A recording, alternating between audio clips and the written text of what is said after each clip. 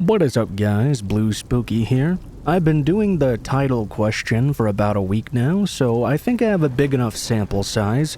It's fairly evenly split, with slightly more people saying they'd prefer the Megamix title, so we will be sticking with that for now. I did see some confusion. The Megamixes on the weekdays are all news stories, as well as I can keep track of at least. Please remember that I do read about 2,000 stories a year, so I'm not going to be able to keep track of all of them all the time. There will be some repeats every now and again, although I do my best to make sure that doesn't happen. There were also some people complaining about the amount of ads in recent videos. I don't really know what to tell you guys about that. I've not really changed the frequencies of my ads at all in the entire time I've been doing YouTube, so I'm not really sure what's going on there. With all that being said, if you guys end up enjoying this video, please be sure to like, share, comment, and subscribe if you feel so inclined. Doing any of those helps the video to do well, and the channel to do well, and ensures I can keep making these videos for a long time to come. If you guys have any thoughts about the stories in the video, please be sure to leave them in the comments below, as reading your guys' comments is one of my favorite parts about doing these videos, even if I don't respond to them often since I'm so busy. Last but not least, if you'd like to support the channel further than you already do, there should be a join button somewhere around the subscribe button. It's only $2 a month at the lowest tier, and you get special emoticons to use when you comment, and a special symbol next to your name. No content is locked behind the paywall. It's simply something you can do if you'd like to support the channel further than you already do. Without further ado, thank you guys so much for watching, and I'll get right into the video.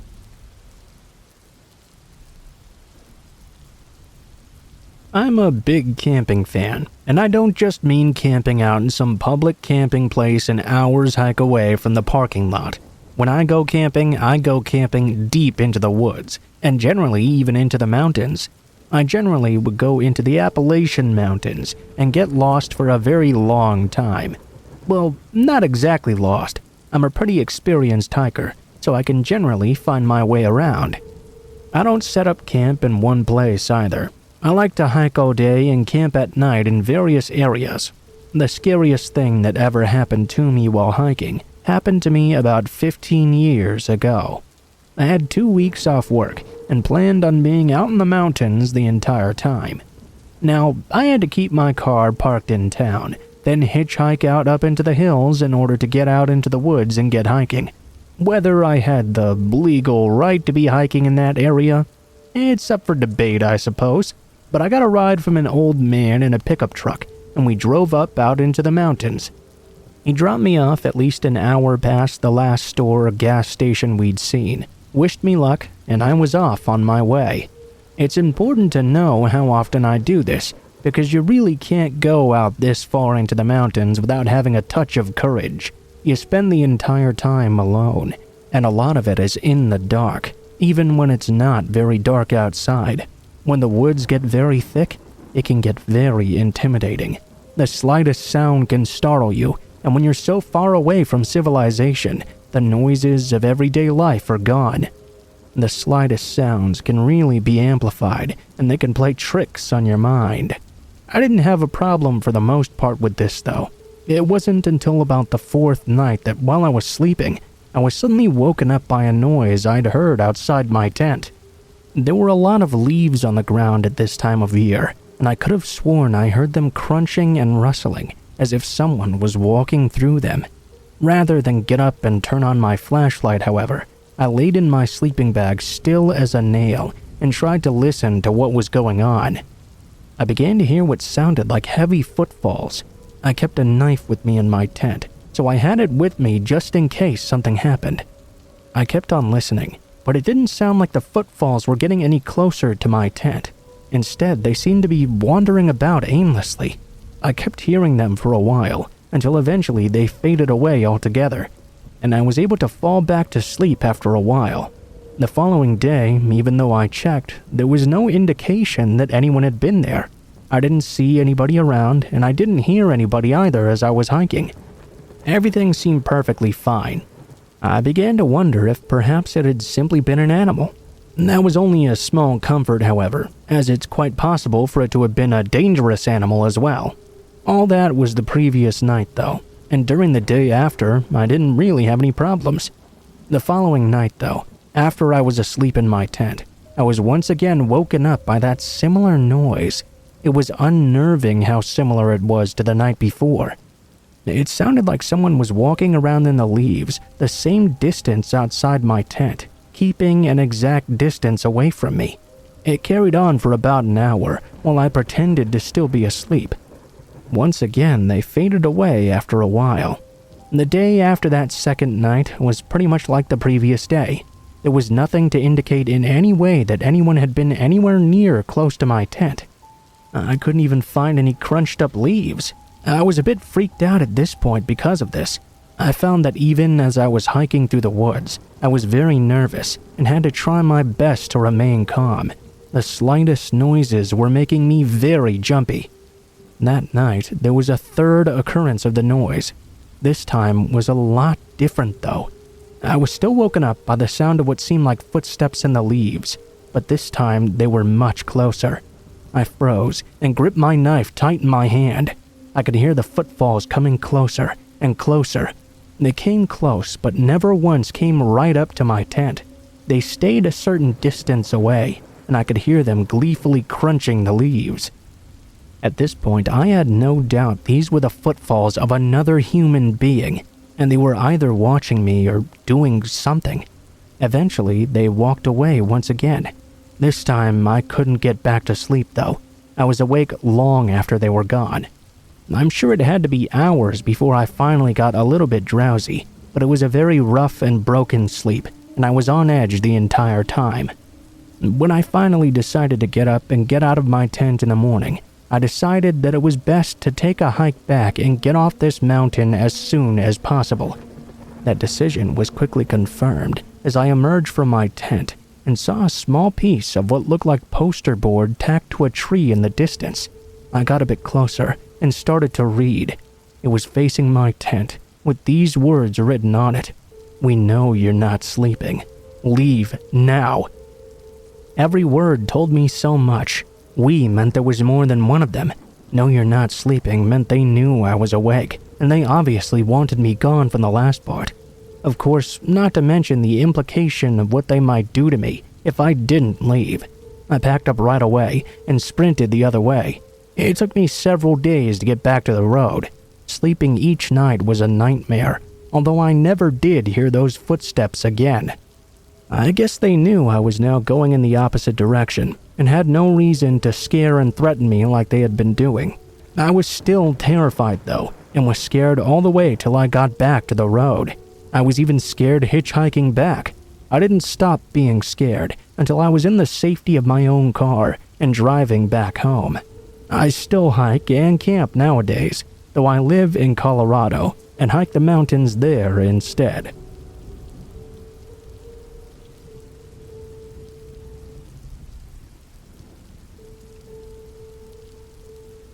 Each year on the birthday of my brother, my father and I try to find a new way to ensure he's remembered. With Dad being out of the country this year, I had to celebrate his memory on my own. So I decided to write down my brother's life story and share it with others. Brian was always a little bit different than the other kids we grew up with. These days, I imagine a teacher would have labeled him as having autism and rushed the uniqueness out of him. I want to make it clear from the start that he was not mentally disabled. It was the exact opposite, in fact. He was so smart that he acquired the nickname the Brain in middle school. His intelligence made him very popular and a very good student as well. He even got to graduate a whole year early because he was so smart. College was more of the same until his junior year, when he began to have some problems. He started skipping classes and disappearing for days at a time. When we discovered he was hearing voices, my dad flew into town and took him to a doctor. It took a few, but eventually the diagnosis of schizophrenia was made, and he was put on medication. Even with the medication, though, it was obvious he was no longer going to make it in school. He moved back home soon after because of this. His first year was a series of ups and downs, while the doctors tried to find a medication that would work long term. He'd started to do well for a few weeks and then go back to disappearing. We found out that on one of his vacations that he'd been getting high on street drugs to suppress his symptoms. To our relief though, just after the new year, they finally found a medicine that worked. Things pretty drastically improved after that. A program was started that was partnered with the county to help those with mental illnesses find employment. Brian signed up for it right away, and a month later he got a job at a convenience store just down the street. This proved to be a blessing and a curse as well. Now that he was doing well and working, his life was getting back on track after 2 long years of hell. He really loved that job and was happy to be back providing for himself. We were all finally able to move forward and live a semblance of a normal life. That's the way it stayed for the next 2.5 years. Then the store closed. Losing that job he loved so much sent Brian back into his old habits of sleeping on the streets and abusing drugs. When he was off his meds, he was a completely different man, one I could not recognize at all. He would be gone a few days, come back and restart his medicine and start doing well, but then for no reason at all stop altogether and disappear again for another week. Then, one day, just like that, he never came back. He had been missing for over a week at that point, when we started to really worry. He'd always come home before, so we gave him 3 more days before we started looking for him. We spent several more driving around town, going to all his usual haunts, but no one had seen him for over a week. At this point, we began to panic, so we did what we should have done in the first place. We went to the police. Though, since he was an adult with a history of psychological troubles, and we had no proof he'd been taken against his will, all we could do was file a simple report. The cops said they would keep an eye out for him, but that was the best they could do at this point. The only option we had left was to go home and hope Brian would show up once again. Longer and longer time went by though, and the more worried I became. Dad didn't indicate anything about the understandable level of concern. At least, he didn't show it. Mom was the worst though. She said more than once she had a really bad feeling, and she couldn't handle it well at all. Every day he stayed gone made me more anxious. Regardless of how I felt inside though, I kept my feelings to myself and maintained a mask of optimism. After a year of no word, I determined that ever hearing from him again was completely up to him. I had no control over his life, and letting the possibilities eat me up from the inside was getting me nowhere. When he did come back, we would all welcome him with open arms. We did the best we could to get on with living. Dad and I managed to pull it off relatively well, but Mom didn't. The doctors eventually discovered a cancer in her breast after Brian had been gone about 5 years. I believe the stress of worrying about him 24 hours a day fed into this, and perhaps even caused it in the first place. Combined with her total disregard for treatment, no matter how much we begged, she was gone in less than 6 months. Now, it was just my dad and I. We were forced to pick up the pieces and move on again, or let it kill us too. Life carried on and nothing really changed. That was until 2 years later, when we finally received the call we'd been waiting for. But the news was not what we had expected. Earlier in the month, a family had purchased that old convenience store. They had hired a cleaning company to go into the place and clean up the mess left after almost 8 years of sitting closed. One morning, the crew was in the storage room, picking up the leftovers of a ceiling collapse, when they made a terrible discovery. The body of what was believed to be a man was buried under the pile of ceiling tiles and insulation. The police had no idea who it could be. There were no marks on the body visible to indicate the cause of death. Ultimately, at the end of a 3-week investigation, including autopsy and DNA tests, it was determined that body in the back room was Brian. They never arrived at a concrete answer of how he died, but paraphernalia was found near him. The strongest theory was overdose, but they didn't find any marks on him or anything like that. Whether on purpose or not, it'll never be known. So, There we were. Over 7 years after we lost him, Dad and I were burying him next to Mom in the family plot. That day was a hard one, but knowing where Brian was after all this time took away a bit of the sting. We only wish Mom had survived to see it. It turned out she had been right all along. Brian had been dead the entire time, just a few blocks down the road, in the one place he had left that gave him joy and helped him to feel normal again. Knowing that made me smile in a strange way. I look forward to this day every year, an opportunity to remember him and his far too short life. It's one of the few things left that makes me smile. Hopefully, Dad will be back from his work next year, and we can celebrate together again. It may be my last chance to do so. The disease that took my mom apparently picked me to be its next victim. If Dad's still working and I've moved on next year, do me a favor and share this story again. Brian was a beautiful man, and despite his troubles, he was loved by all those he met, and at the least he should always be remembered for that.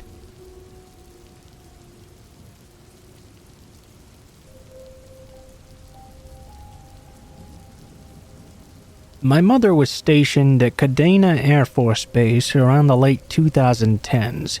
Being a military child at the age of 12, my life had been reset once again. I didn't have any friends, and I had to learn an entirely new neighborhood. I didn't really have anything that made me ecstatic. That is, except the Pokemon League on base. It was ran by a few people who earned their judge cards from Nintendo. They held tournaments and open game nights as well. It was so fun, picking up the card game, playing the video game. They even had their own small gym and Elite Four system. I made a lot of friends there, and one of them was one of the judges. I'm still thankful to that judge to this day, because if it was not for him, I may not be here right now. The judge in question we'll call Professor Getsu for the sake of anonymity. He was an extremely nice dude. He was the youngest of the 3 judges, and always wore a Pokemon professor getup. He looked maybe to be on the edge of his teens or early 20s or so, with dark hair, glasses, and a skinny frame. He was extremely helpful to all us newcomers, sort of like the big brother we could all look up to and strive to beat with our children's cars and video games, even if his game name Getsu was a bit nerdy even for me. He was always one of the last people to leave, helping to clean up and live nearby as well. That last thing is important for what happened. It was a colder night, and the event had just ended. I was sitting outside in the parking lot, scrolling through some memes my friends had texted me as I waited for my parents to arrive and pick me up. I was beginning to zone out as the time clicked by when I heard someone nearby call out to me. Hey girlie, you play Pokemon?" I looked up at some really huge dude, kinda chubby looking. I would see him every now and then at events, and he never really stood out too much. I gave a small nod and said, "Yeah, I do," as he gave me this wide smile, creepily wide. He started walking forward, and immediately I was hit with a nasty stench, what I guessed must be bad body odor. I blinked a bit as I saw he was walking to me from a black sedan, waiting with its back doors open. "I got this cool card collection. Come here, let me show ya." Now, my parents had already taught me stranger danger, but my kid brain thought, "Hey, he goes to the same events as me, and I see him around all the time. Surely it must be fine." That was what I thought, until he firmly grabbed my wrist and started to drag me off my feet to the sedan. To say I started screaming immediately is an understatement. Old Stinky Pete over here didn't care though. He was still dragging me, saying how much fun it would be, throwing out things about trading cards, like someone listening would think that he was dealing with a whiny kid. I honestly thought I was about to be taken, and I would never see my mom or dad again, that I would be on the back of a milk carton, never to be seen. Silly, I know, but I was rather sheltered about dying and death at the time. Thankfully, Professor Getsu was walking out at that very moment, presumably just on his way to walk home. All I know is that all of a sudden, I heard the sound of fabric slapping the man's face. The professor had swung his coat right in the man's face and smacked him as hard as he could. I could feel his hand go down to where the man was grabbing my arm. He grabbed Stinky Pete's pinky finger and yanked it back hard. Stinky let go and yowled like an animal as the professor pushed me back behind him. He yanked his coat off the dude, then kicked the back of the man's knees and caused him to buckle to the ground. The professor grabbed his wrists and pulled them behind him, then placed his knee in the middle of his back. Stinky groaned in even more pain as the professor looked at him with a cold look in his eyes. The big brother figure was now gone, and in its place was something more threatening. Even I was a bit scared looking at him. His tone of voice when he spoke didn't help either. Icy daggers lingered in his words. "If I see you back here, doing this to my charges, I'll make it pale in comparison to what Japanese prisons would do to you." Stinky scrambled away and ran to his car. He peeled out of the parking lot. The professor glared at him till he was out of sight. Then he guided me back inside the venue to buy me some fish and chips. He sat down with me until my parents arrived. The cold persona he'd had when he kicked the dude's eyes was gone, back again to being the big brother I knew. To be frank, that kind of frightened me. I didn't understand why he'd gotten so aggro immediately. I only later learned that the professor was also a person who taught kids how to defend themselves with his mother at the local activity center. And I suspect he developed something of a protective persona because of this. He explained the situation to my thugs when they arrived. I wasn't allowed to go to the events and league as much as I used to, but I still did from time to time. The professor was still his normal self at all the events and always helping people as well. He stopped coming about a year afterwards since his license expired and his father was moving out of the country soon. Reaching about the same age he was, and with a little sibling of my own, I sympathized with how for a brief moment he became something so terrifying just to make sure I was safe. Oh, and as for old Stinky, he never showed up at the events again. Either he was banned or he'd been so scared of the professor that he just never came back. I wish the professor a good life and hope he's doing well today as well.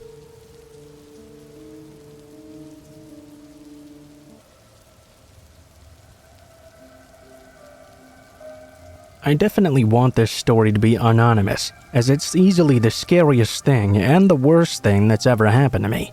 This happened nearly 30 years ago, and even today I've not fully come to terms with it.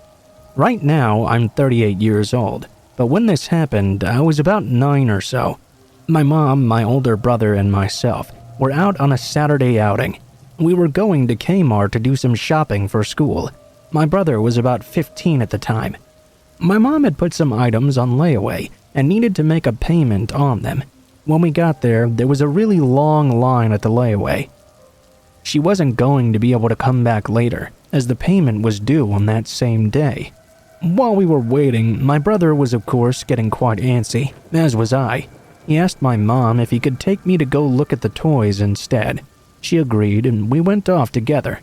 My brother, though, quickly lost interest in showing me the toys when he saw a few cute girls wandering around.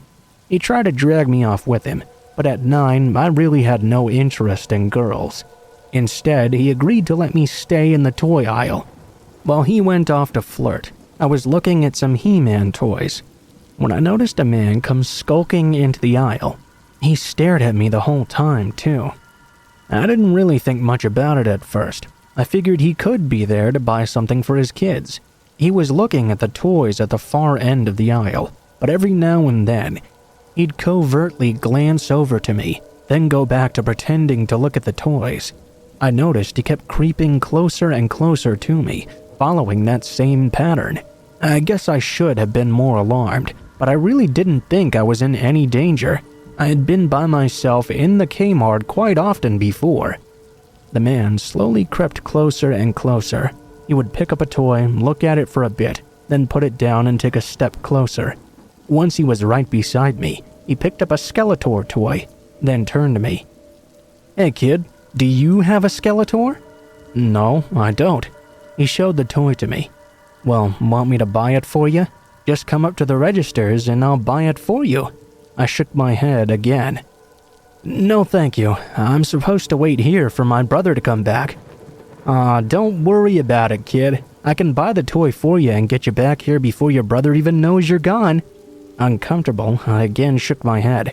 I really shouldn't, but thank you anyway. The guy didn't give up, however. He seemed really intent to get me to go with him.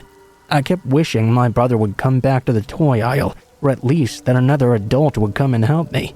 This man would not leave me alone. It got worse. He kept inching closer and closer to me, and eventually wrapped his hand on my shoulder.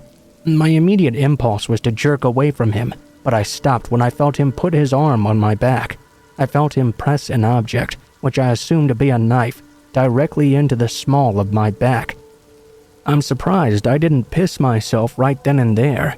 I was scared to death, and I wanted to run, but I was certain if I tried, the man would kill me with his knife. Well, you could have at least had a toy, the man told me. Now you're gonna come with me, and you're not gonna make a sound if you don't want this knife in your neck. The man pushed me forward, and I had to walk forward with him. It was difficult. My entire body felt fuzzy and weird. I couldn't even feel my hands or my feet.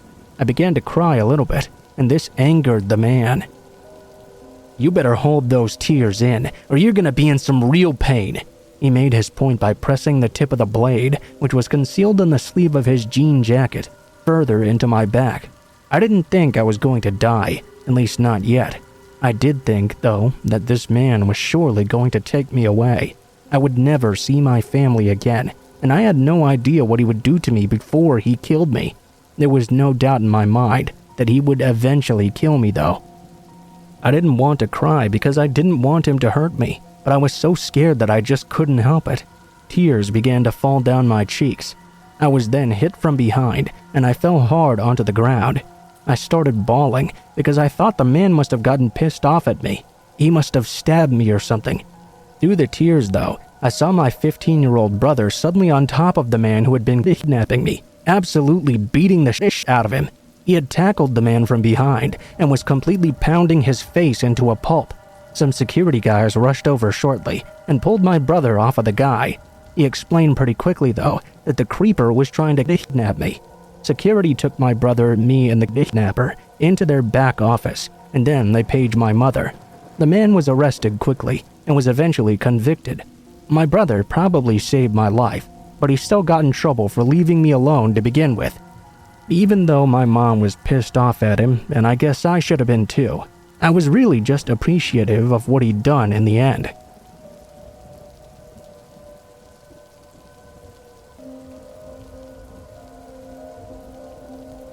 Until last week, I worked a dead-end job at a gas station across town.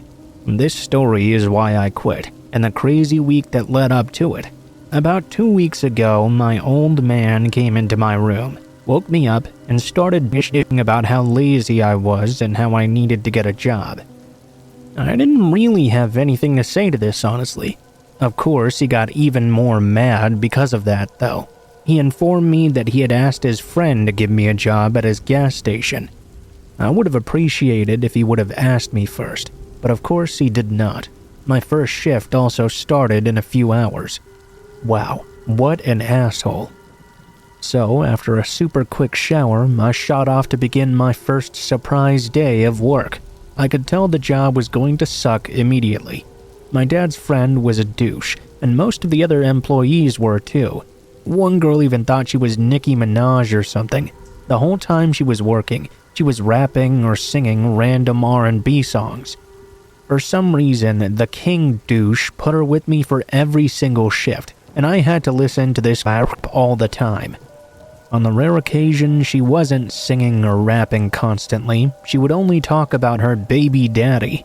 As you can imagine, most of the time I was working, I wanted to eat a box full of Tide Pods and chase it with a jug of bleach. If you thought it couldn't get any worse, though, you're wrong. When the owner wasn't around, her friends hung out at the store and did so for hours.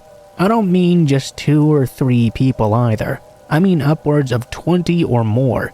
They would all park their cars right in front of the store, where customers should have been able to park, and play their stereos at astronomical levels. The bass was so bad it would even shake the windows sometimes. It was my perfect idea of a living hell. At some point, it even got to the point where I was having nightmares I was trapped in a gangsta rap video. And just like a gangsta rap video, a gunfight broke out at the store while we were working just 2 nights ago. One of my co-workers' friends had a beef with a gang member in another neighborhood, I guess. This beef had of course started as something relatively tame, but quickly escalated to extreme violence. My co-worker's friend got into a fight with the gang member's cousin, and must have messed him up pretty bad, because the gang member's cousin ended up in the hospital for several days. Because of this, they swore revenge, and that he was going to fill that guy with holes. A normal person would have laid low for a while if someone told him a gangster was now gunning for him, but none of my co-workers' friends could be called anything near normal. So, of course, they continued acting as if nothing was wrong, until the gang member spotted him loafing around and drinking booze in our parking lot. The shooting part of the nightmare didn't last long, but by the time it was through, 2 of my co-workers' friends were immediately dead, and 3 other innocent bystanders were injured as well. The guy who was the intended target of the attack got away completely unscathed. 2 of her female friends were amongst the people killed. I even saw one of the girls begging the paramedics not to let her die as they rushed her away. The 3 bystanders injured had absolutely nothing to do with the foolishness at all. Lucky for them, they got off with minor injuries. The worst of the 3 just happening to be myself. I received a graze to my knee and a direct hit to my shin as well. My first call upon waking up today was to the store manager to let him know I was quitting immediately. He sounded like he had been expecting it, honestly. As far as I know, cut-rate Nicki Minaj was still working there, despite the fact her presence caused this entire thing to begin with. The shooting wasn't the whole reason I quit. The king douche not offering to pay my medical bills at all was the biggest reason. My dad didn't even say anything about this, even though the guy was supposed to be his friend. I haven't told him yet, but I'm sure his friend will call him sometime today and tell him. I don't give a flip if he gets mad at me for quitting or not. That job could never pay enough to make it worth getting shot, let alone twice. I'd rather work in the sewers than put up with all that I've had to deal with for the past 2 weeks. If that job means so much to him, he can go work there himself with his tightwad buddy and dollar store Nicki Minaj while they all wait to get shot. I've had enough of that. No more for me.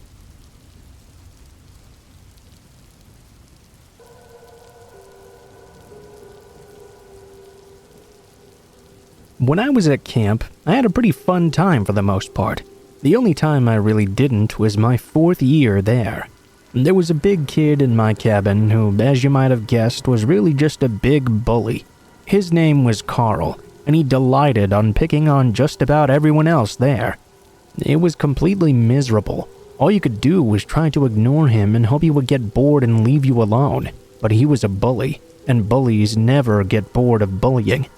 Being in that camp with him was terrible. He'd do awful things, like when we were doing archery. When there was no counselors around, he would point the bow and arrow at one of us with the arrow cocked. He would then pretend like his hand was slipping and accidentally let go of the arrow and shoot it at people. Then he threatened to beat the crap out of you if you went to the counselors about it. He'd punch guys in the middle of the night when they were sleeping right in the stomach, then laugh at them when they couldn't breathe. He was a grade A prick. It was pretty much like this with him throughout the entire camp. After a couple of weeks of putting up with him, I finally got fed up. I went and complained to one of the counselors. Carl got into huge trouble, of course, and was taken out of our cabin right away. He was also not allowed to go to the archery grounds ever again. I thought I was set up for a good time now for the rest of the camp, but boy was I wrong. Things were even worse after Carl was removed from the cabin. He made it clear to me that he knew it was me that had told on him, and he promised he was gonna kill me before camp was over. Although I didn't really believe he was actually going to kill me, I had no doubt he would try and get some sort of revenge. It turns out that revenge came when I was out hiking with my buddy Kevin. I wasn't aware of this in the beginning, but Carl must have followed us out hiking at some point. We were headed back to the camp. We had to pass over this rope bridge that was situated over a ravine. It was a pretty solid bridge that we had been over 100 times before.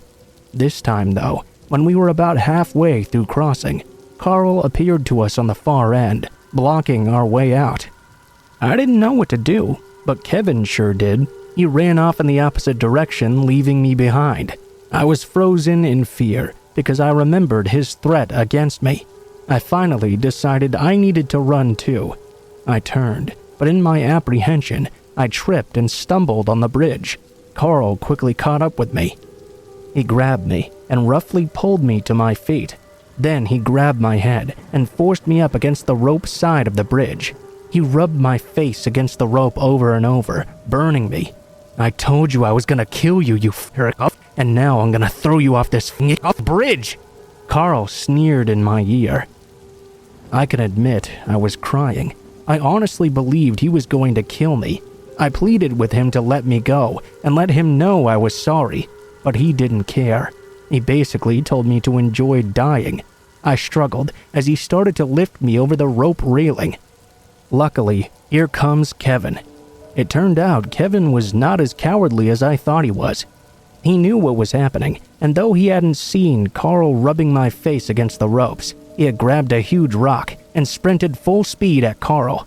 He smacked that son of a bitch right in the head with it, knocking him over and freeing me. He picked me up, and we both ran all the way back to camp. Carl was eventually taken away by the police and spent an awful long time in juvenile hall. He didn't get convicted of attempted murder because there was no way to honestly prove he was going to kill me. After that, he never came back to camp though.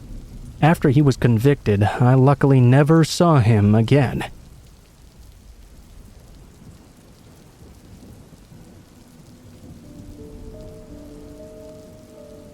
Okay, so bear with me.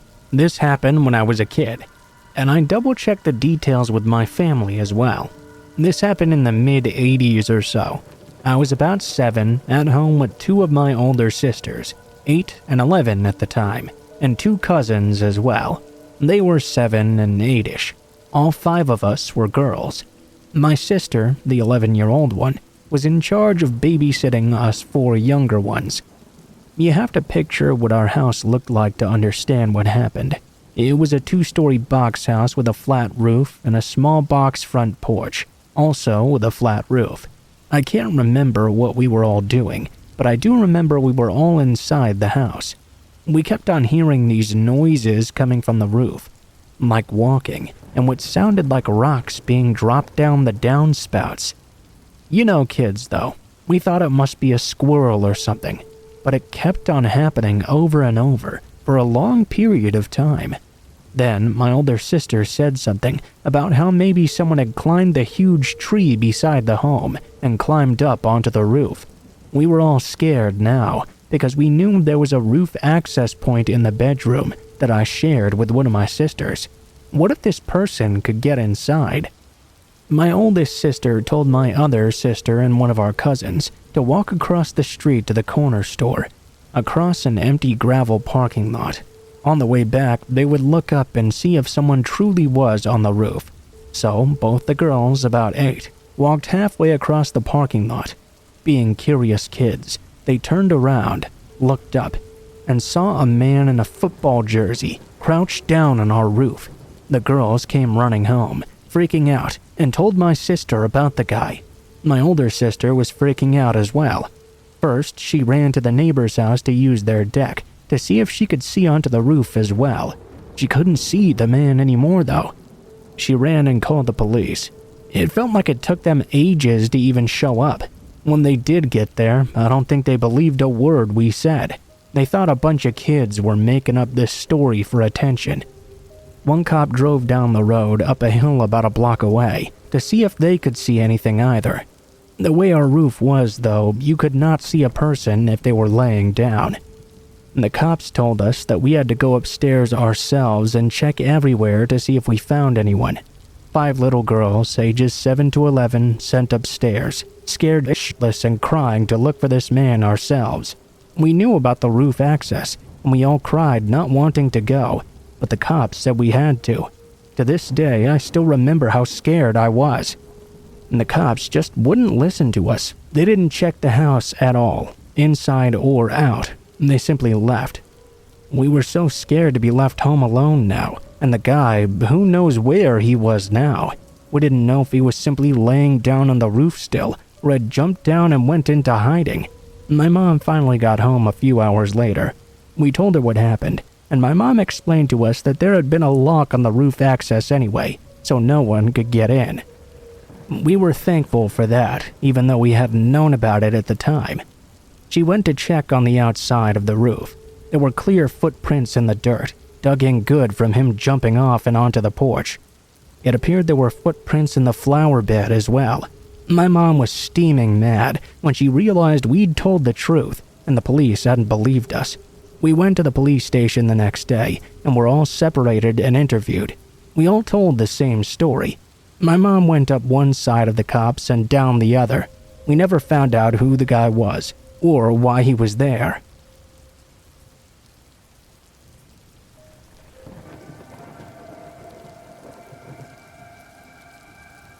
There's nothing worse than taking a wrong turn. Well, let me rephrase that quickly. There's nothing worse than taking a turn deliberately, only to realize much later on that it was the wrong turn. I was driving home from work one night. I always get bored to death going the same way over and over again, so occasionally, just to keep my mind focused, I try to take a new road and find my way home. I live in a pretty rural area too, so sometimes this can get me pretty lost. This time was definitely one of those. For people who haven't ever really lived out in the country, you might not know how positively frightening it can be to drive down an old dirt road through the hills with no streetlights, surrounded on all sides by trees in the dark. You can't drive particularly fast either, because there are plenty of sharp turns. The road I turned down that night in question had another problem as well. After a very short time on it, it quickly narrowed down to only a single lane. This made the ride even more difficult because it gave me only two options: drive in reverse and get back to the road I'd been driving on, or drive forward and eventually turn around in whatever driveway this road led to. I wish I could explain this in a way that truly conveyed how frightening it was. It was pitch black. My headlights only lit up a small portion of the area in front of me. Everything only slightly up ahead was completely dark, and everything behind me and to the side was pitch black. I had to drive extremely slowly for fear of running into something dangerous. After much driving, the road took a sudden turn, and my worst fear became true. This did not lead to a driveway. Instead, it turned right into a big solid metal barrier gate. Like I said, there wasn't a driveway behind it either. I could see there was room beyond the gate to turn my car around a bit, so completely scared out of my wits, I pulled up close to the gate. I got out and of course left my door open and walked slowly over to it. I quickly grabbed it and swung it open, then I rushed back to my car and slammed the door. It gave me just enough space to drive through. I slowly drove in, turned around, and pulled past the gate. At that point, I should have just driven off and left the barrier gate open, but I'm the sort of person who just can't do that. I mean, I'd opened the gate in the first place. I felt obligated to close it as I left. I looked behind my car just to make sure, and I could barely see anything behind me. The taillights created a small amount of light, but it was not nearly enough to be able to see what I was doing. I didn't have a flashlight either. I should have left, but instead I opened the door of my car. I thought by leaving the door open, I might get more light, yet it didn't really help. Slowly, I began to walk back to the gate. I was practically blind. I kept my hand on my car as I moved back, hoping my eyes would adjust eventually.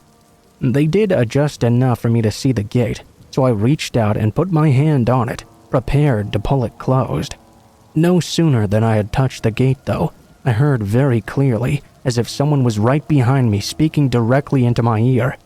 "Get the hell out of here, now!" I didn't bother with the gate. My fight or flight kicked in for the first time in my life. I ran to the car without even having any control over my body. I jumped in, slammed and locked the door, and hit the gas. As I started driving, I was much more scared than I had even been outside the car. My mind began playing tricks on me, and I began to wonder if someone was hiding in my back seat or something. I was too scared to look, though. I kept expecting someone to jump out in front of my car at any second, but I never stopped. I kept on driving until I got back to the main road.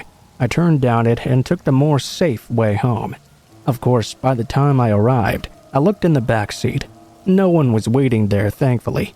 My uncle has always told me to keep out of the hills. He said there were some really unpleasant, unsavory, and very dangerous people out there.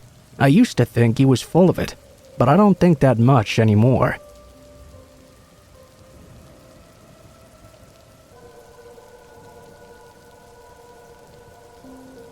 When I was in high school, I tended to spend a lot of time over at my best friend Tim's house.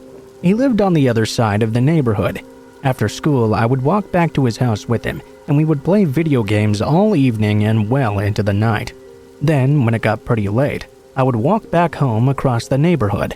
I lived in a small town, so although there weren't really many people out late at night when I was walking, I never got too worried. It was a small town, and nothing bad ever happens in a small town, right? So, walking home at night alone was no big deal. One day in the fall, though, it became a very big deal. It normally took me about half an hour to walk from Tim's house to my own.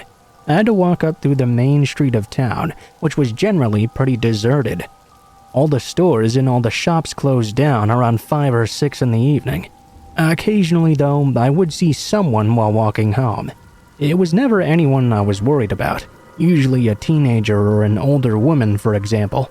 But on this day, as I walked over the train tracks by the post office, I saw someone sitting in the middle of the parking lot of the post office, just sitting on the ground.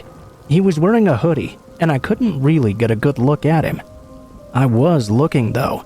I guess I looked too long, because he caught me looking at him. I quickly averted my gaze, as people often do when caught looking at someone else. I didn't think it was a big deal. I mean, that sort of thing happens all the time, right? I did begin to slightly worry a bit when the man sprang to his feet and began walking out of the parking lot and toward the sidewalk in a hurry. Fortunately, though, he was across the street from me. Unfortunately, he was staring directly at me as I walked along. Unnerved, I began to go a bit faster. As I did, though, the man across the street began to go faster as well. He was now glaring at me and keeping pace with me. At no point did he actually try to cross the street, though. He just kept pace. The road through town was quite a long one, and our semi-encounter had happened at the very beginning of the road. I actually had to walk the length of the road and then make a right turn when the road ended, but it seemed obvious that this man was either following or at least trying to follow me. I decided to take a bit of a gamble and take a left turn on an earlier road. If I did, I could walk around the block and still eventually get to where I was going. It was down a darker street than the main road, but now there was a chance I could at least lose the man. When I got to the spot where I wanted, I made a sudden turn and walked down that road. A quick glance behind me showed that the man had just continued to walk forward. I was relieved that he hadn't followed me. I didn't even mind that the road I was now on was much darker. After a bit more walking, I made it to the road I originally would have had to turn on anyway. There was no sign of the man, so I got to the sidewalk and made a turn to cross the road. Out of the corner of my eye, though, I suddenly saw the man come sprinting at me from around the side of a building.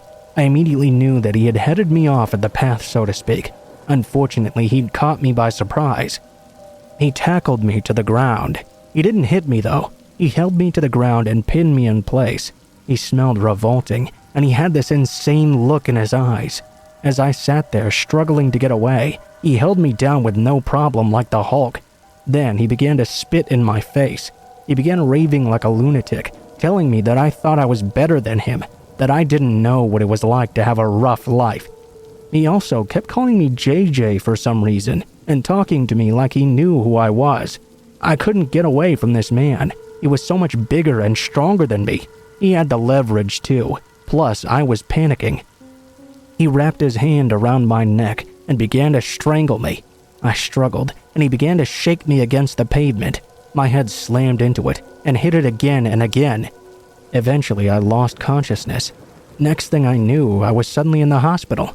Apparently, I'd been found in a pool of my own blood on the sidewalk. The man who attacked me was nowhere to be found. I had a severe concussion, and my shoulder was fractured as well. All I could guess was that maybe this crazy guy thought he'd killed me or something and ran away in a hurry. I had a long recovery psychologically. Although I never saw the man again, I thought I saw him all the time. I thought I'd see him every time I went for a walk. I'd imagine seeing him looking into my bedroom window every night. I always thought he was there watching me, and each time I could have swore I really saw him. Sometimes I still see him even today.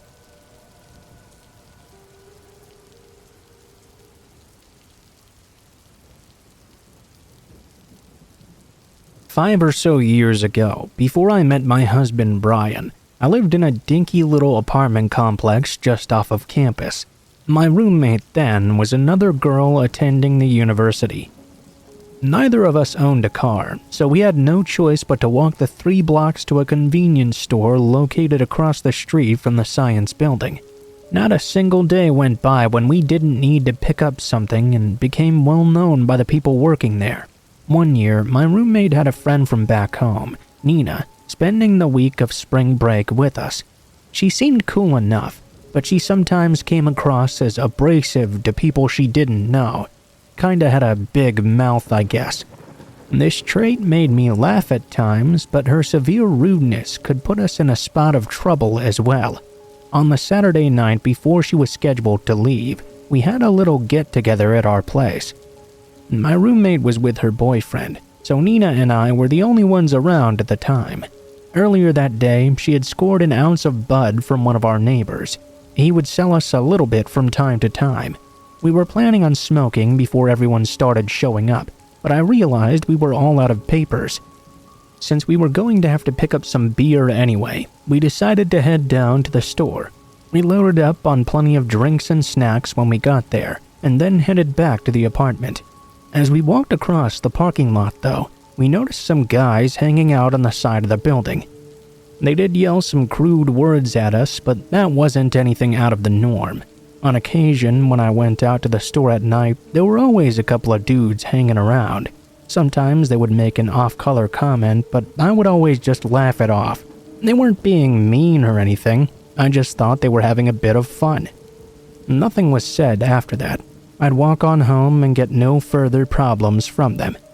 That night, though, I was with Nina, and she was not familiar with this little game being played.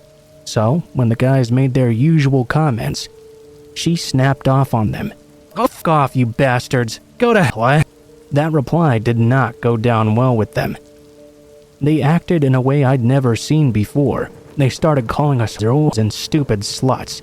It may have ended there, but when Nina heard their reaction, she gave them the finger. It quickly escalated after that. 2 of the guys began to sprint after us, cursing the whole way. Understandably, I was terrified and started running away from them. Nina laughed as if we were playing a game or something, but looking back at them, I certainly didn't think they looked like they were playing around. They looked furious. I doubt any girl had ever spoken to them like that before, and it surely made them angry. Nina finally got the hint and began to run with me.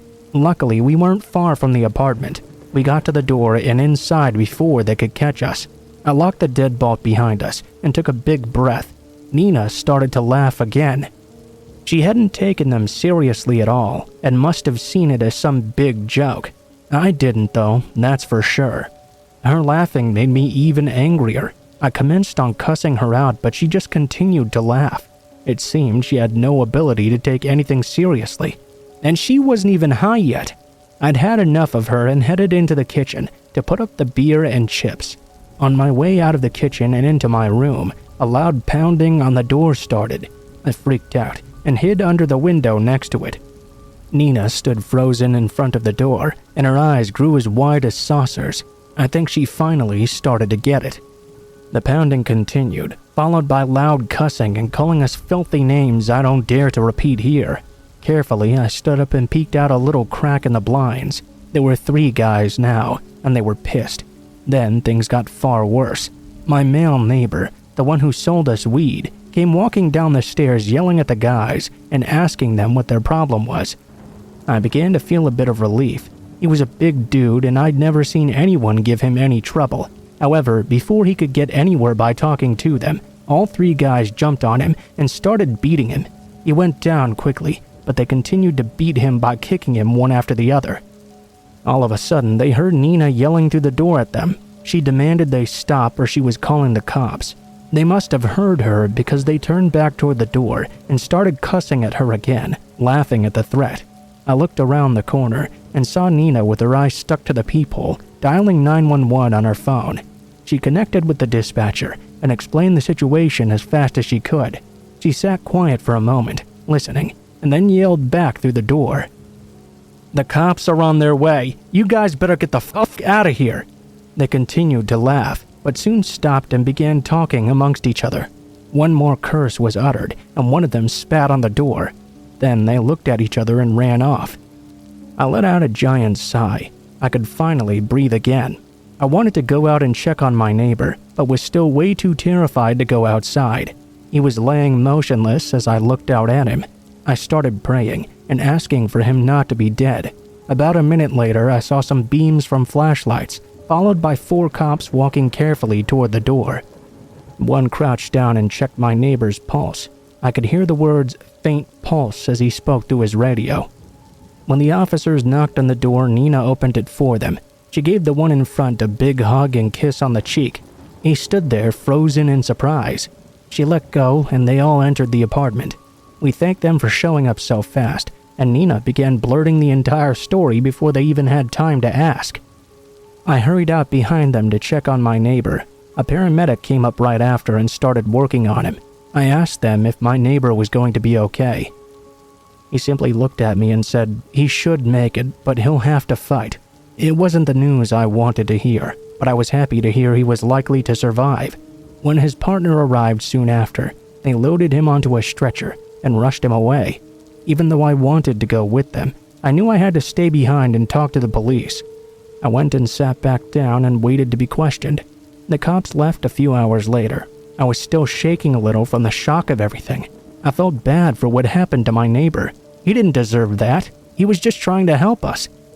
If I would have had a car, I would have went to the hospital to check on him, but unfortunately I didn't. I couldn't think of anything better than a beer and some smoke to help me relax. I was overjoyed that no one decided to show up for our party that night. Things could have turned out far worse. While we sat in front of the TV and smoked, Nina apologized for almost getting us killed. I was happy to hear it, but I wasn't the person she really needed to apologize to. She agreed and stayed a day longer to go with me on the bus to see him, in the hospital, and to apologize in person. Like any real hero, he said there was no need, and asked how we were instead. We spent most of the day with him, until they eventually kicked us out. Nina left the next morning, and happily I've never seen her again. My neighbor Alex spent the whole next week in the hospital recuperating from the attack. When he returned to the complex, my roommate and I had him over for dinner. She figured it was the least we could do to thank him for helping, and of course I agreed. For the remainder of the time I lived there, I would see him from time to time, never forgetting to thank him for what he did. He managed to bounce back from his injuries as well. Unfortunately, although his limp eventually went away and the cuts healed, he'll most likely have slight memory issues for the rest of his life. I can only hope he's able to move on and forget myself, Nina, and the whole mess that was caused because of all of it.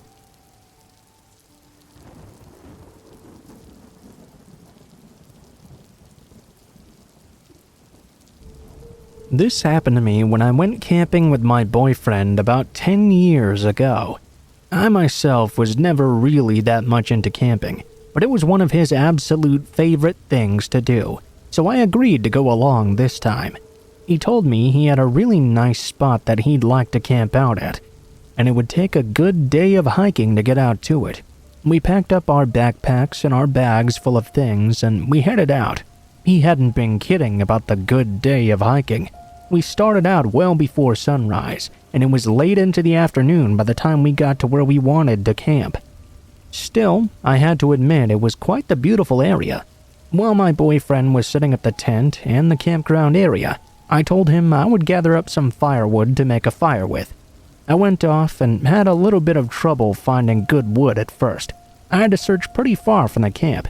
Actually, I got so far away that I stumbled across a large river, or perhaps a large creek. I'm not really sure what it was qualified as.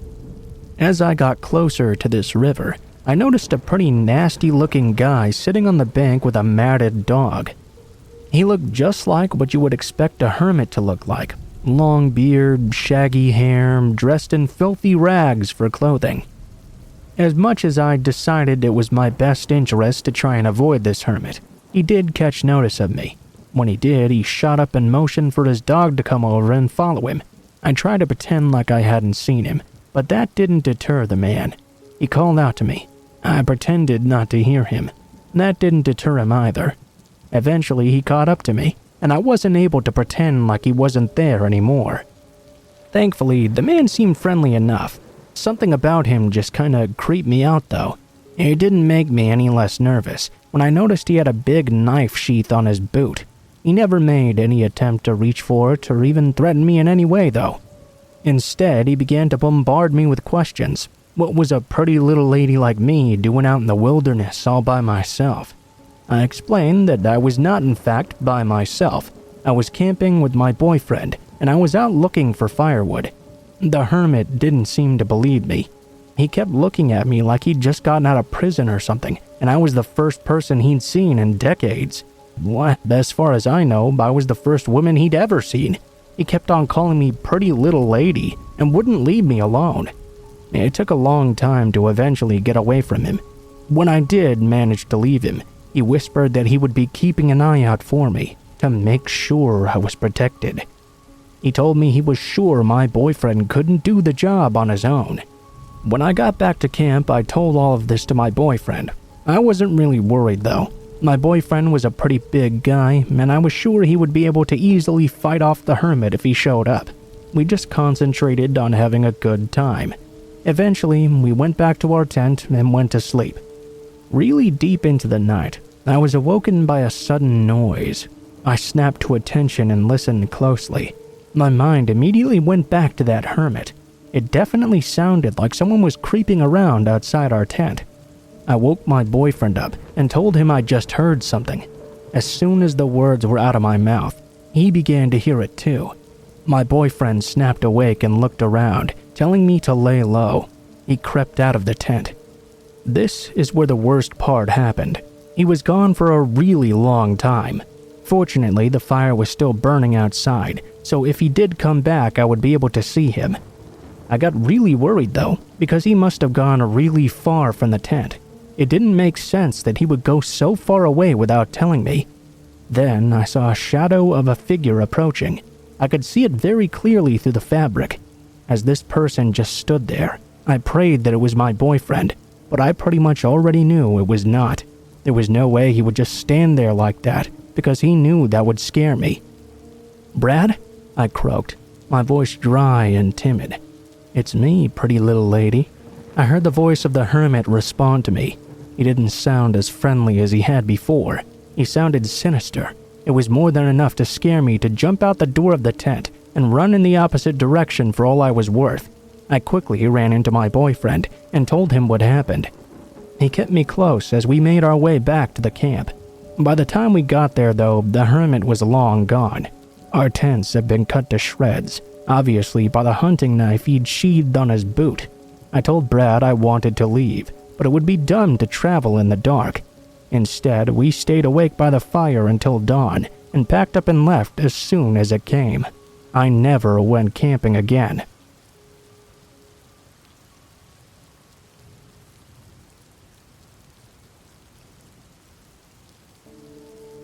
I need to get this off my chest. My fiancé, 27 and male, and I, 23 and female, are soon to be married and are remodeling an old family home. We started working on the house about 2 or 3 months ago actually. My fiancé bought a bunch of tools to use on the house to renovate. The house had been sitting with nobody in it for over a year now. Keep in mind, it was also located in a fairly rural area. There were a few homes and trailers here and there, but really not much traffic, and very far in between all of them. We had a bit of a rodent problem, and had been setting up some traps to catch them. 3 weeks ago, my fiancé went to check the traps, and we had a rat that was still alive. Long story short, he didn't want to take care of it, so he left. I got off work at 9 p.m. and went over to the house to see what I could do about this rat. It was raining, and my mom and brother came with me. I went to the back door, only to find it was wide open, and water was blowing into the house. I was beyond pissed. I thought my fiancé had left the door open when he'd gone. I shut it up and finished my business there.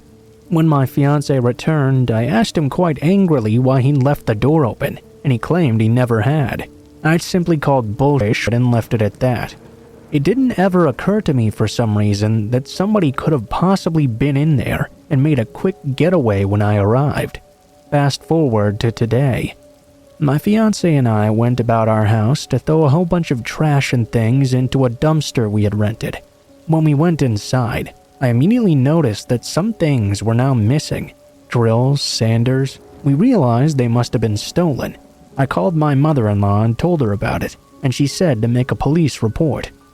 What scared me so much about this is that as we did so, everything began to click with that rat trap incident. Somebody had been scoping us out. I would go to our house by myself on many occasions, and I would always have the creeps and feel like I was being watched. My little brother had even remarked before that he felt watched there, and asked if we were sure nobody was in there while we were gone. I noticed today when I was there alone, my dog was acting very nervous and suspicious. She wasn't running around and playing like she usually did, and really didn't want me to go to the backyard or wooded area. I decided to trust her and my gut feeling. I don't know if there are thieves out there in those woods or what, but I really kinda don't want to find out. We're currently in the process of installing some cameras. This had to have been somebody that lives nearby and can monitor how often we're there. Update. We did catch a car pulling in like it was scoping the place out. The people inside never left their car, but they did wait around for a while. We asked a few of my fiancé's family members about this, and that was to our detriment. One of them went and spread the word that we had cameras, and somebody in the neighborhood who owned the same type of vehicle we caught on camera slipped up and said they already knew things had been stolen. This to me was basically a confession because we hadn't told anybody about any robbery, at least until the incident with the car was caught on camera. Now, more people than necessary know, and we probably won't ever catch the specific person who did it. We still turn the footage into the police though. Maybe they can dig up some background info.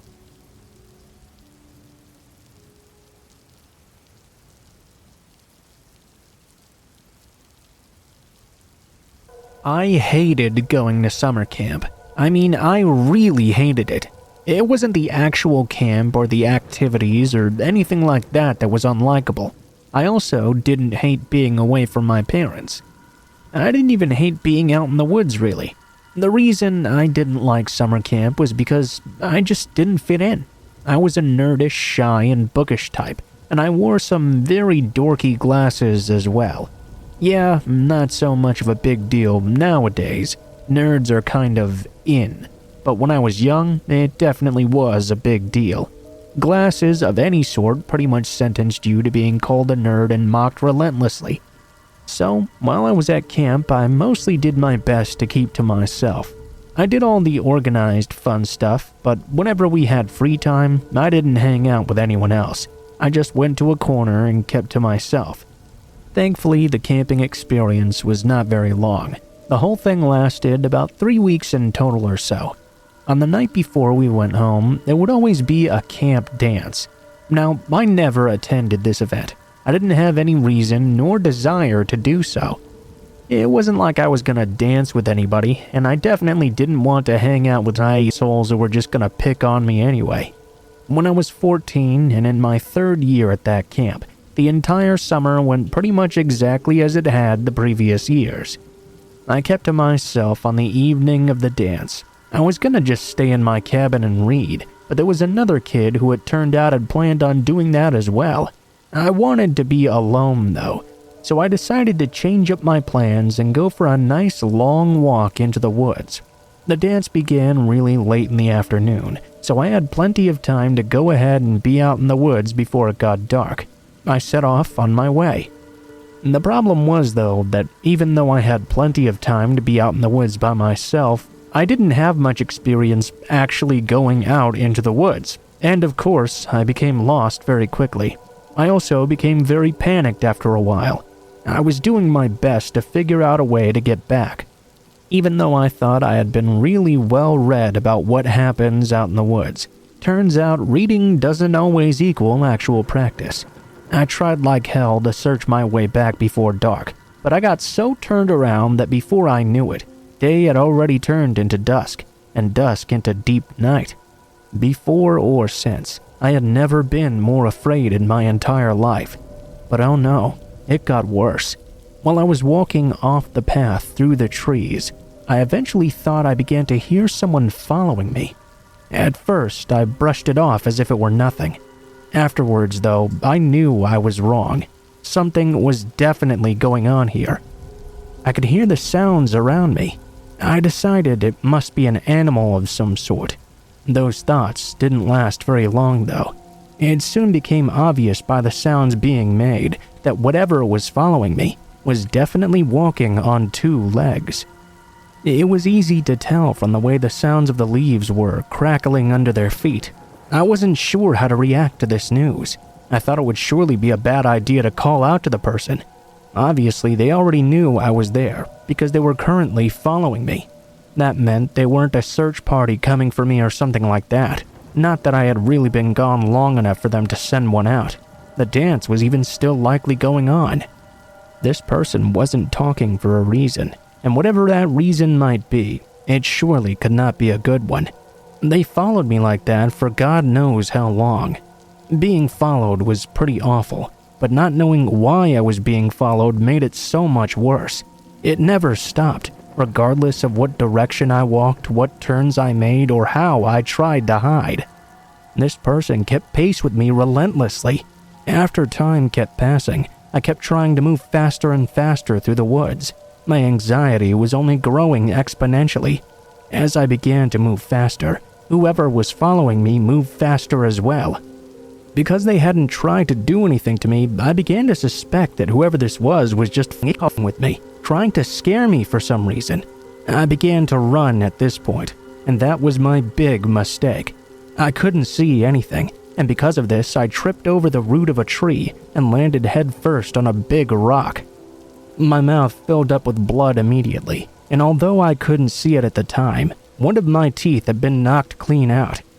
I had also been knocked loose and had a hard time trying to get my bearings. It turned out I didn't even have enough time to do that though, as whoever was following me quickly grabbed me from behind and flipped me over. They began thrashing me and banged my head against the rock several more times before I blacked out altogether. When I came to once again, I was no longer in the forest anymore. I was now in a hospital bed an entire week after the event. My head injury had caused some swelling in my brain. I still have a slight traumatic brain injury to this day, and I had been out for a while because of this. I was found the following day when someone noticed I wasn't there and sent a party out to search for me. They found me practically naked, my clothes ripped to shreds, and me covered in wounds laying on a bloody rock. There was no sign of the person who'd bashed my head in. The worst thing about it all, though, is that even though I recovered quite well, other than the TBI and the scarring, I can't for the life of me figure out what the person in the woods wanted. If they wanted to surely kill me, they easily could have, but for some reason, they didn't. They just scared me for a while, injured me badly, and left. I mean, what was the point of that? Was it someone who was just evil and wanted to hurt someone? Why did they do any of it? This happened so long ago that I just don't know, and that's what scares me more than anything else, not knowing.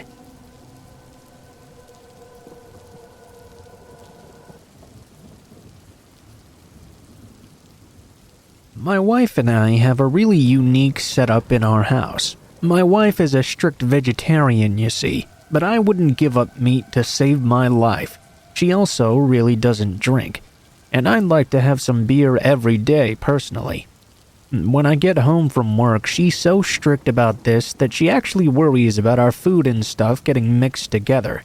It's sort of obsessive-compulsive, I guess. So, in order to not have her worrying about it, I let her use the kitchen refrigerator for her food and bought a second, smaller refrigerator for my food and beer.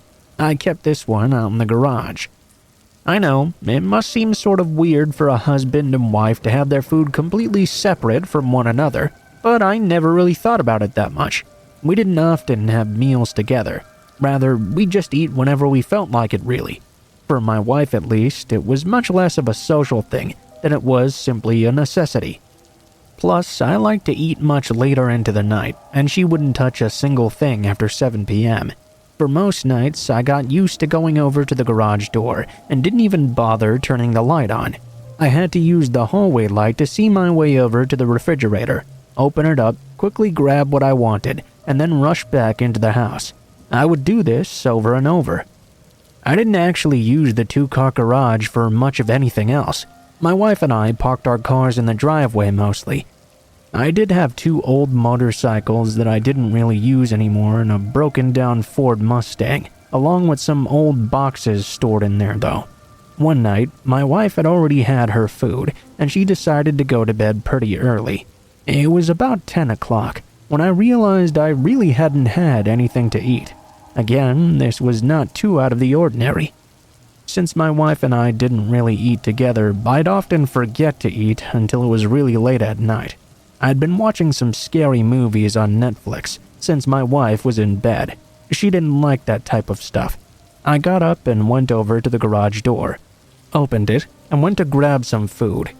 I can't quite explain it well, but for some reason, all of a sudden I felt very uneasy as I entered the garage. I had never felt that way before, but it was a very overwhelming, scared feeling.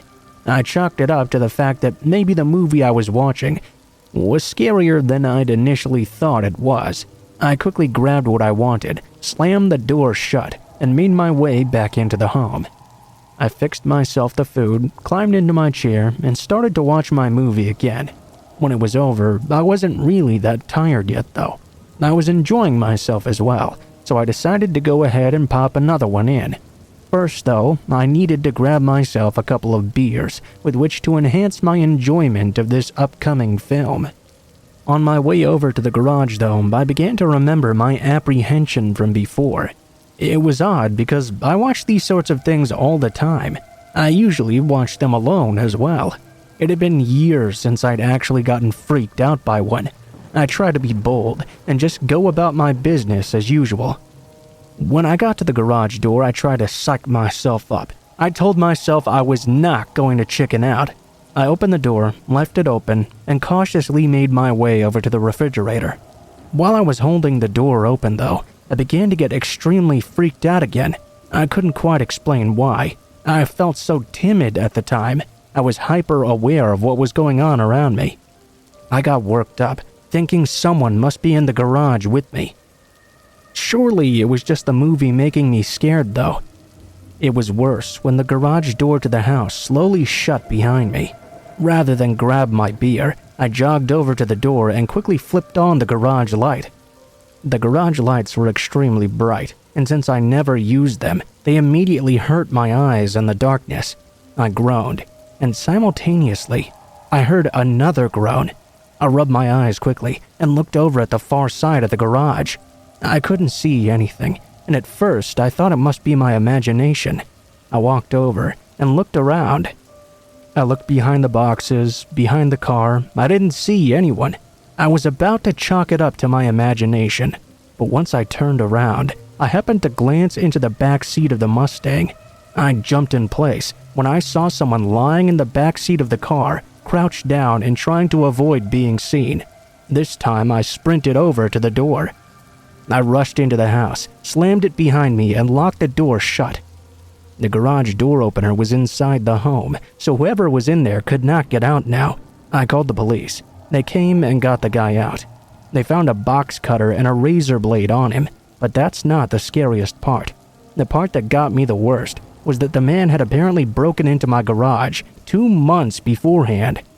He had been living in there the entire time, surviving off food from my refrigerator.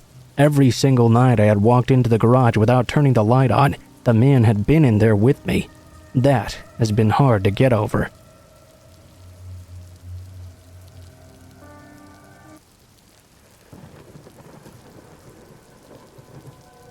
This story happened a few months ago.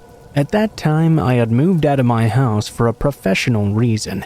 I had to wait a couple of months, though, before moving into my next house. To spend this intervening time span, and since I can work from anywhere pretty much, I rented my very close friend Amy's holiday family house, which otherwise had been left empty. It was located in a village I grew up in the countryside. I know this family and their house very well, ever since I was a very small child. The house was rather large, with 2 floors and 5 bedrooms. It was located in a quiet, very remote area of the village, only surrounded by forest and other empty holiday homes. While planning this, I was aware that this setting could be quite scary, being a single 27-year-old female. But I hated to restrain myself in life just because of some unfounded fears. I decided instead to take a few measures to feel more safe. Before moving in, I planned to do a complete checkup of all the doors and windows. Once done, I would look into every room, under every bed, and inside all the wardrobes. That way I could be certain the house was perfectly empty at the moment, and would stay so in the future. I would be very careful with all the doors, and I would not leave any spare keys lying around.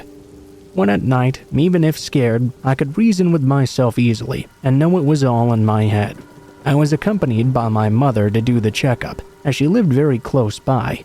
We faced a problem very quickly, whilst verifying the doors and windows. 2 of the glass doors on the patio seemed to be malfunctioning, and you could just slide them open very easily. The layout of the 2 doors was the following. One was looking towards the garden, the second one between the patio and the rest of the house. This meant someone could not only get inside the patio from outside, but also into the rest of the house as well. After this startling discovery, I called up my friend Amy, and we agreed I would get a locksmith to come out there and change this. Amy's financial situation with her family was not exactly at its peak. So depending on the price, either only the door leading to the garden or both doors would get fixed.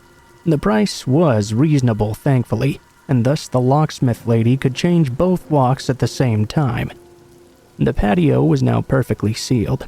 However, according to her, the glass door leading to the garden was weak, and one could easily open it no matter the lock if sufficiently motivated. It appeared the glass door between the patio and the rest of the house was safe though, so even if they could get that far, they couldn't get any further.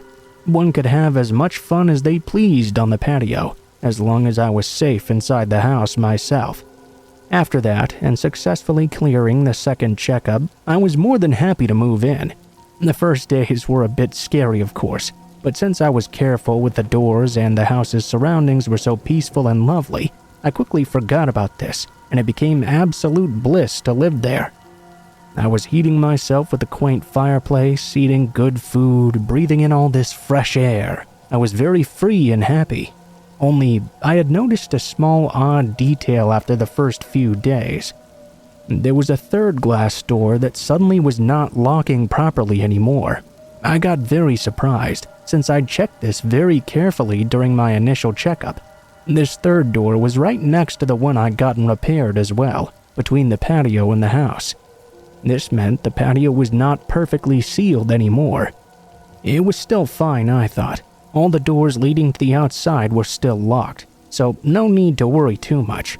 I quickly moved on since I felt so happy there. I didn't want any useless fears to bog me down. I came to the conclusion that I must have simply missed it the first time through. I was a bit ashamed I got Amy's family to spend that money on those 2 locks, whereas it should have been 3 to complete the set, all because of my own carelessness. After 2 wonderful months of living this dream mostly on my own, Since all my childhood friends moved out from the village, a friend came to visit me.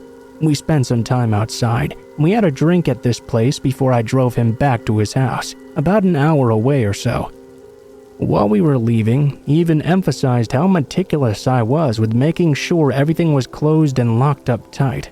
I told him it was the key for me to feel so good and safe there. When I got back home, it was around 10 p.m. I entered the home and locked the door behind myself. But while turning the key, out of the blue, intense goosebumps began to shoot all over my body. I had never experienced such a feeling before. I was not even aware that the human body could get goosebumps on the scalp itself. With that also came a very distinctive feeling of being in danger.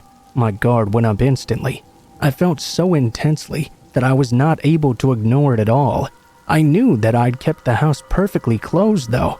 I stayed cautious, but I walked through the entrance and slowly into the kitchen. I saw on the floor a rectangular plastic bag. It was small and blue on the orange floor. I was surprised. I recognized it as being a plastic bag that was supposed to be filled with water to make ice cubes. Well, that certainly was not supposed to be there. I had seen these earlier, once I was looking for freezer bags to put my food in. I knew they were stored in a drawer at the other side of the kitchen, and I knew I did not use them. This uncanny discovery confirmed my gut feeling. I quickly sent a picture to my friend, asking if he'd touched or used these. Of course, he said no. I picked up a knife and started to slowly walk in the living room. Usually, whenever I would feel afraid in this house, I would go on a little checkup tour in every room to reassure myself. That was what I had in mind at this moment, but that gut feeling was literally forbidding my body to do so. Instead, I walked out of the house and drove to my mother's place. I slept there instead. I didn't get up the courage to come back until a few days later, during a bright sunny afternoon. My mother came with me, and we did another thorough checkup. Nothing was missing, nor broken, nor was anyone found there. Everything was exactly as I had left it. With all this evidence, I came to the conclusion that maybe it was my friend who by accident took those bags and forgot about them. Then they must have fallen on the floor while I opened the door, or something like that. I came back in and kept living the dream in this beautiful place for another month after. Then, though, something else happened. For a few days, I had been hearing these unusual noises outside, which began to scare me. I decided it was time for another checkup. It was around 9 p.m. I began going room through room, looking under every bed. Downstairs, all clear. I walked upstairs, opened the first bedroom, and to my surprise, the light was on. This caused me a small flinch. I never used these rooms upstairs, and they remained closed at all times. I walked toward the wardrobe, but just before I was about to open it, I felt a second flinch, as an unknown object seemed to be laying on top of the furniture. I opened it. Nobody was there. I closed it again and looked at this strange object. It was an elongated sheath of some sort, with a hook to carry it on a belt. The idea crossed my mind that this appeared to be a knife's sheath. I brushed it off. I didn't need my imagination going crazy in such a situation. I finished my checkup, but despite nobody being found, I couldn't help but feel weird about that sheath and the light. I went to sleep at my mother's place once again. The day after, I checked with my friend Amy. No family members had returned to the house while I was away, nor did they recognize the object as belonging to any of them. I dropped it off at the police station, and according to them, it was a hunting knife sheath indeed. Then I started thinking about that third patio door. It had been coming to my mind for some weeks. Reflecting back on my thorough entrance checkup, it's unlikely I would have missed such a detail. As well, the locksmith had changed the lock to the door right next to this one, and even stared at it as well. There's no way she would have missed that. I talked with Amy. We first imagined that perhaps an old Airbnb tenant made a copy of the keys or something. But more and more, I was sure that there had been some sort of sabotage. I had another locksmith come and look at the third door's lock. Indeed, she found the lock part screwed on the door frame where the lock embeds itself had been unscrewed and taken off. She also checked the door leading to the garden that her colleague had pointed out as easy to open. It had also had a similar occurrence. I left the house for good after that. I believe a person had their little habits in this home, using the way I checked when I arrived and making sure to be able to reach inside the place despite my changes, thinking that all this time I was living my life peacefully, reasoning with myself to not be scared, and that the place was actually safe and locked, when it never really was. Really shook me.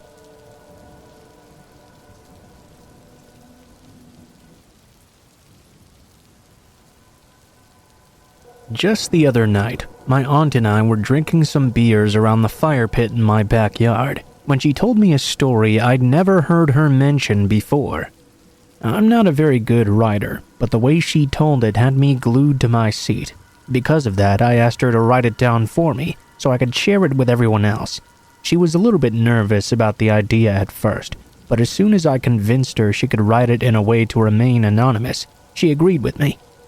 I do warn everyone listening to this that the subject matter is very upsetting and may trigger those who have been victims of violence in the past.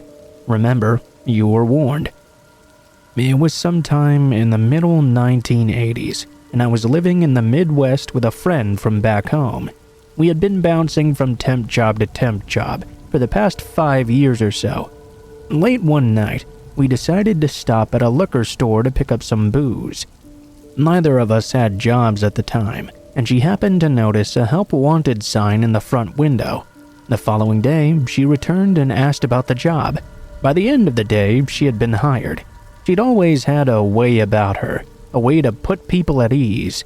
It was the greatest character trait she had. I honestly don't believe she ever had an enemy a day in her life.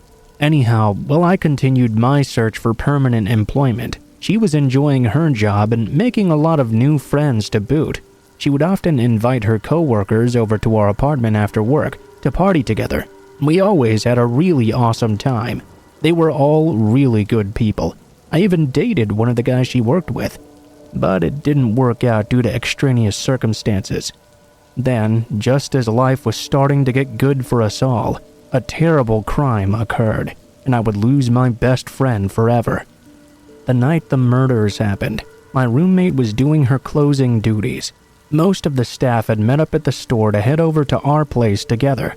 Sometime just before she locked the doors, 2 guys came in and walked around the store. She waited for several minutes at the register before reminding them the store was closing. This was when the men pulled out their guns. One herded the staff together into the walk-in cooler, while the other locked the door and switched off the sign. Once they were back together, the leader, the guy who led everyone into the cooler, assured them no one would be harmed as long as someone opened the safe for them. They'd simply take the money and leave. No one spoke until the doorman whipped one of the girls across the head with his pistol.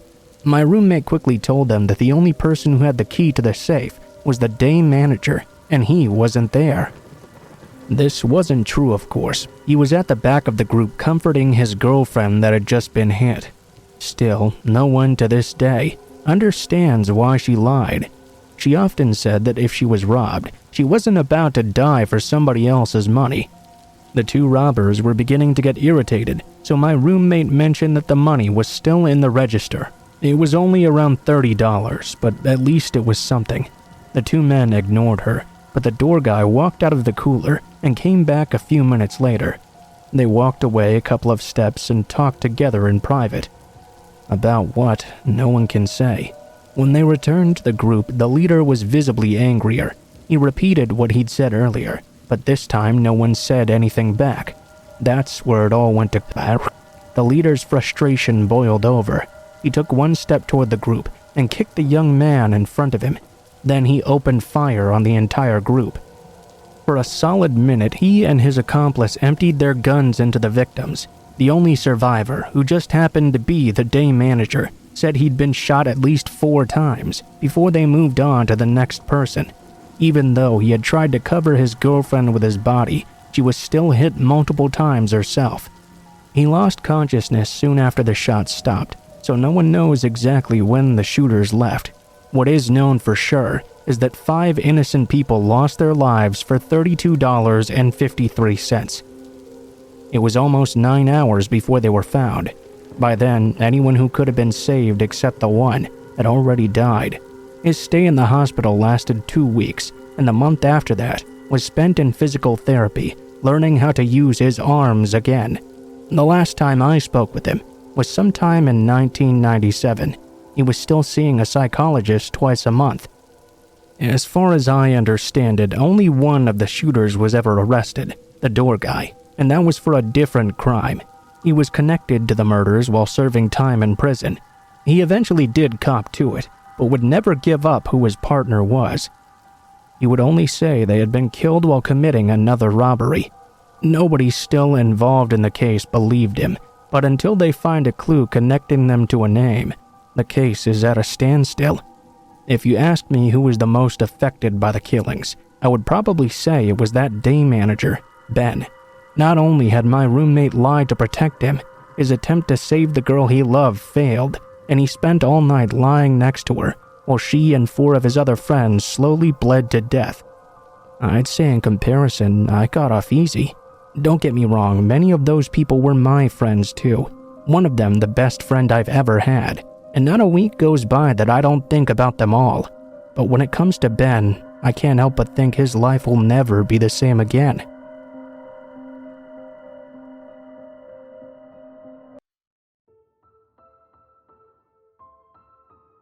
What is up guys, Blue Spooky here. Thank you guys so much for watching, especially if you made it this far to the end of the video. If you liked the video, please be sure to like, share, comment, and subscribe if you feel so inclined.